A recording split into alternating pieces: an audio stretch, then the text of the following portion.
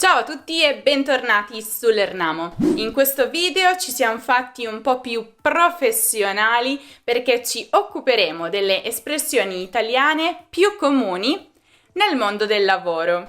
Sia che stiate pensando di venire a lavorare in Italia, sia che abbiate dei colleghi italiani che volete stupire, sia che stiate guardando una serie TV italiana ambientata in un ufficio. Restate là perché vedremo ben 16 espressioni italiane che potrebbero tornarvi molto utili. Queste espressioni ti saranno molto utili per fare bella figura con i tuoi colleghi italiani. Ma se hai voglia di praticare il cosiddetto Business Italian, l'italiano sul posto di lavoro, allora dovresti esercitarti con un professore madrelingua esperto. La soluzione migliore per farlo è sicuramente italki, lo sponsor di questo video. Fatti un regalo per il nuovo anno e comincia a parlare italiano fluentemente. Prenota delle lezioni individuali su italki con insegnanti madrelingua e migliora il tuo italiano. Con gli insegnanti su italki potrai esercitarti non solo sul Business Italian, ma anche con la grammatica, la conversazione, oppure la preparazione di esami di certificazione. Quali sono i vantaggi di italki? Innanzitutto sarai tu a scegliere l'insegnante che fa al caso tuo, in base alla disponibilità, alle competenze e ovviamente in base al prezzo. Poi potrai fare la lezione direttamente da casa tua o da qualsiasi altro luogo tu voglia, quando vuoi. Inoltre non c'è un abbonamento, un costo fisso da pagare al mese, semplicemente pagherai quando farai le lezioni.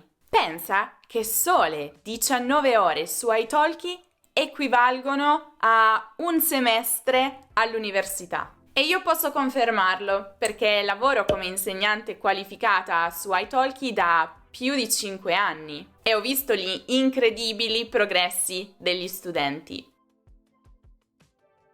Prova italki, il link per iscriverti è in descrizione. E ovviamente se vuoi potrai fare lezioni con me. Ti aspetto!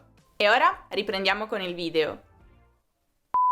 La prima espressione di oggi è pensare fuori dagli schemi, che significa creare, inventare qualcosa di nuovo, nel senso di diverso dal solito, abbandonando i soliti schemi e rivoluzionando, cambiando il proprio modo di pensare abituale, cercando di essere più originali, nel senso di sorprendenti, che è una qualità in generale molto apprezzata sul posto di lavoro, purché dia buoni risultati, ovviamente. Per poter scrivere il suo nuovo libro, lo scrittore ha dovuto pensare fuori dagli schemi, così ha vissuto in Alaska per un intero anno. Centrare il segno, o la sua variante, colpire nel segno. Ed entrambe significano avere successo, nel senso di capire perfettamente un'idea o un concetto, oppure indovinare qualcosa, o ancora avere un'idea, realizzare un progetto perfettamente coerente con gli obiettivi dell'azienda. Chiaramente anche queste espressioni sono molto positive. Con questo nuovo prodotto abbiamo proprio colpito nel segno. Le vendite sono triplicate nell'ultimo mese. Essere sul pezzo o essere sempre sul pezzo. L'espressione essere sul pezzo ha due significati. Ha sia il significato di essere sempre aggiornati sulle ultime tendenze, sulle ultime novità. E questo significato deriva in realtà dall'ambito giornalistico. Infatti, su un quotidiano, su una rivista, un articolo si chiama anche pezzo. Quindi essere sul pezzo significa che il giornalista segue con molta attenzione l'argomento di cui si sta occupando. Quindi si tiene aggiornato con tutti i dettagli, con tutte le ultime informazioni. Ma si può utilizzare essere sul pezzo anche con un altro significato, e cioè quello di essere particolarmente concentrati e focalizzati su ciò che si sta facendo, senza lasciarsi distrarre. Questo significato invece deriva dalla catena di montaggio, avete presente nelle fabbriche, perché ogni operaio deve rimanere concentrato su un singolo passaggio della produzione. Quindi deve lavorare su un pezzo alla volta. Come hai saputo di ciò che sta succedendo alla concorrenza? Certo che sei sempre sul pezzo tu, non ti sfugge niente. Fare il passo più lungo della gamba. Questa espressione non è molto positiva, quindi se la dicono rivolta a voi nel mondo del lavoro, probabilmente avete sbagliato qualcosa. Perché significa tentare un'impresa molto più difficile di quello che infatti si può affrontare. Hai comprato un'azienda da 3 milioni di euro? Sinceramente penso che questa volta tu abbia fatto il passo più lungo della gamba. Prendere una scorciatoia. Questa espressione può essere utilizzata in contesti diversi. Se siamo per strada e prendiamo una scorciatoia, significa che scegliamo il percorso più rapido, spesso secondario, per raggiungere la destinazione. Quindi magari invece di utilizzare la strada per andare al supermercato, decido di prendere il sentiero nel bosco, che quindi è secondario, non è la strada principale, ma questo mi aiuta perché anche se è un po' più ostile, è più breve, quindi arrivo prima. Invece, nel mondo del lavoro, prendere una scorciatoia significa che scegliamo il modo più rapido per raggiungere uno scopo. Ma attenzione, perché questa non ha una sfumatura positiva. Anzi, l'idea è che il percorso più rapido che abbiamo scelto non è molto pulito, anzi, è un po' losco e richiede un po' di spregiudicatezza. Il primo che completerà il progetto riceverà una promozione. E se ho il sospetto che il vincitore abbia preso una scorciatoia, sarà licenziato.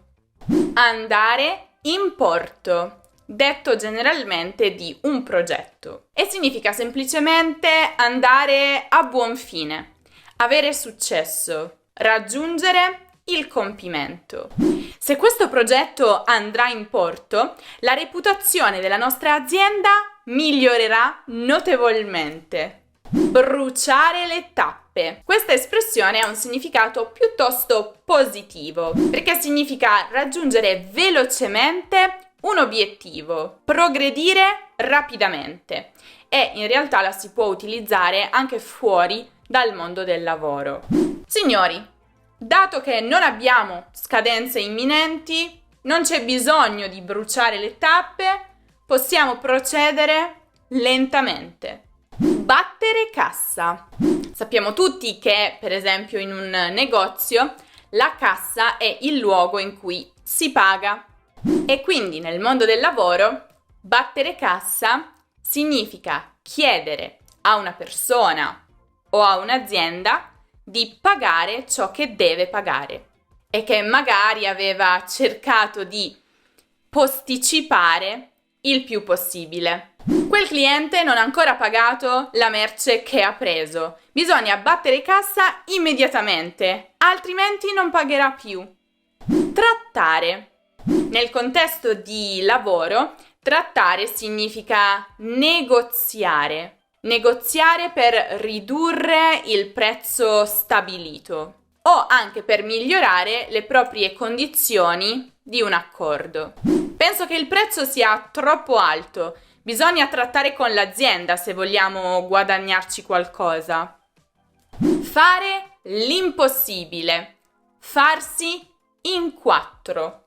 Se vi rivolgono queste espressioni, potete veramente essere molto felici e soddisfatti perché significa che state facendo molto bene.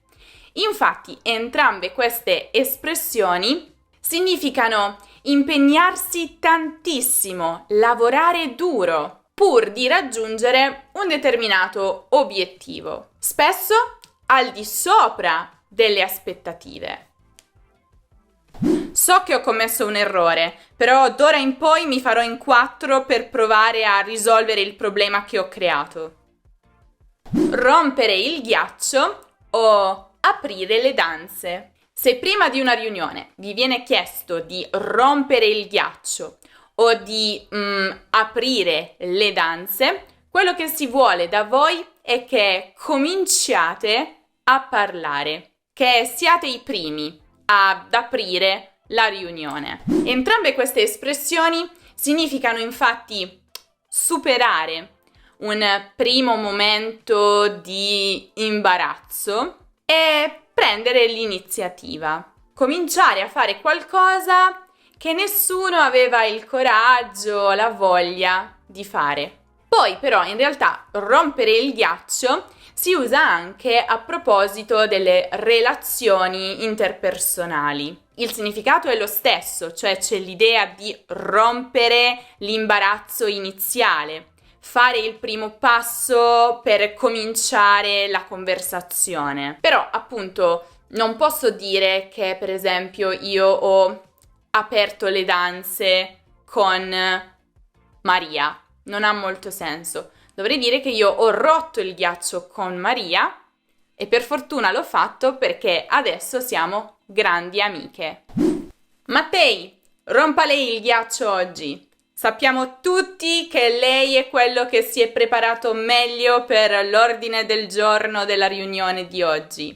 Far fronte alle spese significa semplicemente sostenere le spese aziendali, se stiamo parlando in un contesto lavorativo, come le spese di produzione, le spese per i macchinari, gli stipendi dei dipendenti e così via. Tutto è aumentato. Prevedo che quest'anno dovremo far fronte a spese più elevate rispetto agli scorsi anni. Lanciare un prodotto sul mercato. Significa semplicemente mettere un prodotto in commercio per la prima volta. Bene, l'ultimo modello del nostro software è pronto per essere lanciato sul mercato.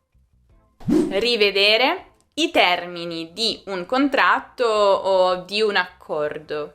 E significa revisionare, controllare ogni singolo dettaglio negli accordi di collaborazione stabiliti tra aziende, nei contratti di lavoro, nei documenti, eccetera, per controllare che non ci sia nulla di losco, che non ci siano delle cose che in futuro potrebbero ritorcersi contro di noi. Prima di firmare è necessario rivedere i termini del contratto con un avvocato specialista del settore. 24 ore su 24, 7 giorni su 7. Se conoscete l'inglese, sapete che in inglese si dice 24/7 ed è sufficiente, è chiaro. Purtroppo in italiano, se diceste 24/7, non sarebbe così chiaro, tranne se il vostro interlocutore è fluente in inglese. Per indicare invece che si deve lavorare tutto il giorno, tutti i giorni, si usa l'espressione 24 ore su 24, spesso accompagnata da 7 giorni su 7, proprio per essere sicuri che anche il fine settimana è incluso. Ci sono state delle grosse perdite nell'ultimo mese. Bisognerà lavorare 24 ore su 24, 7 giorni su 7 per riuscire a recuperare. Andare dritto al punto, andare al dunque, andare al sodo, tagliare corto. Se state tenendo una presentazione o state facendo un discorso durante una riunione e qualcuno vi rivolge una di queste espressioni, fatevi due conti perché probabilmente state sbagliando qualcosa, state un po' esagerando con i dettagli e con le informazioni inutili. Quindi quella persona vi sta ricordando di cominciare a parlare delle cose importanti, delle cose più rilevanti per cui state facendo quella riunione, invece di tergiversare. Ha senso? Spero proprio di sì. Signor Presidente, signori colleghi, non sprecherò oltre il vostro tempo e andrò subito al dunque. Abbiamo bisogno di nuove collaborazioni, altrimenti le vendite continueranno a scendere. Conoscevate tutte queste espressioni? Fatemelo sapere nei commenti perché sono molto curiosa. Se vi piace, se siete interessati un po' all'italiano lavorativo, l'italiano degli affari, scrivetemelo nei commenti perché posso realizzare degli altri video. Infatti noi abbiamo già un altro video dedicato proprio alle espressioni più comuni in italiano per quando si deve sostenere un colloquio di lavoro. Veramente molto interessante, quindi dategli un'occhiata e lo trovate come sempre qui in alto nella card o giù nella descrizione. Se invece cercate un qualsiasi altro argomento di grammatica o di cultura italiana potete passare dal nostro sito lernamo.com e non dimenticate anche di seguire l'Ernamo su Instagram, su Facebook, su Twitter, su Pinterest, su TikTok e su Telegram. Spero che il video vi sia piaciuto, se è stato così lasciate un bel mi piace così noi lo sappiamo e ci fa sempre molto piacere. Ovviamente se ancora non vi siete iscritti al canale, cosa state aspettando? Fatelo immediatamente e io invece vi aspetto prestissimo in un nuovo video.